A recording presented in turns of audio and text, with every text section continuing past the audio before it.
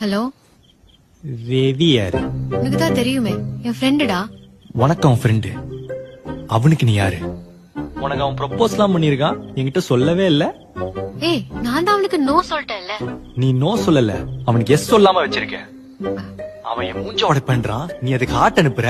உனக்கு என் மூஞ்ச உடைக்கணுமா? என் மூஞ்ச உடைப்பானா அவன்? என் மூஞ்ச உடைப்பானா? தாவடிச்சுடுவ காமெடி பீஸ். நான் அதுக்கு ஹார்ட் அனுப்பலடா, அவன் பண்ண கேருக்கு தான் அனுப்பிச்சேன். என் மூஞ்ச உடைக்கிறது உனக்கு கேரா? ஏய், அப்புறம் என்ன ஒரு நிமிஷம். சாரிடா, நீ என்ன இவ்ளோ லவ் பண்றேன்னு தெரியாம போச்சு. தெரிஞ்சிருந்தா என்ன பண்ணிருப்ப? ஏய், அப்படி இல்லடா. தெரிஞ்சிருந்தா என்ன பண்ணிருப்ப? இதுல தம்பி மாதிரி வேற.